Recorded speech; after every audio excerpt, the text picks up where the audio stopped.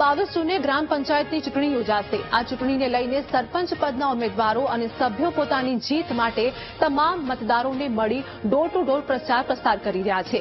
ત્યારે ડીસા તાલુકાના ડાવસ ગ્રામ પંચાયત બિનહરીફ ઠાકોર સમાજના વ્યક્તિની સરપંચ તરીકે નિમણૂક કરવામાં આવતી હતી, પરંતુ આ વખતે ડાવસ ગ્રામ પંચાયતમાં પ્રથમવાર ચૂંટણી યોજાઈ રહી છે। આ ચૂંટણીમાં બંને ચૌધરી સમાજના ઉમેદવારો સરપંચ પદ માટે લડી રહ્યા છે। ડાવસ ગ્રામ એ 3000ની વસ્તી ધરાવતું ગામ છે અને 1900 થી વધુ મતદારો આગામી 22મી જૂનના દિવસે સરપંચ પદના ઉમેદવારને મતદાન કરશે। હાલમાં બંને સરપંચ પદના ઉમેદવારો પોતાની જીત માટે તમામ મતદારોને મળી રહ્યા છે। ત્યારે હવે જોવાનું રહેશે કે આગામી 25 જૂને સરપંચ પદ માટેની આ ચૂંટણી કોણ જીતશે।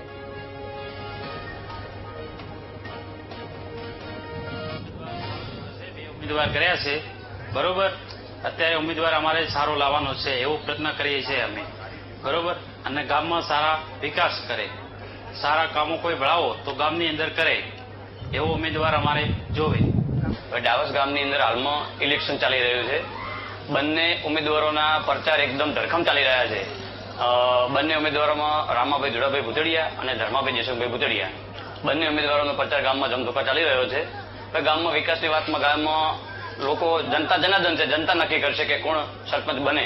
ઉમેદવાર એવો જોઈએ કે જનતા વચ્ચે રહીને નાના માણસ સાથે જોડાઈને કામ કરી શકે અને યુવાનોને જે જરૂરિયાત હોય, જેમ કે લાઇબ્રેરી છે, કોઈ દોડવા માટે ટ્રેક હોય, ગામમાં મેદાનની વ્યવસ્થા જોઈએ, એવું બનાય કે એવો ઉમેદવાર ઈચ્છે છીએ કે જે કામ કરે જનતાનું।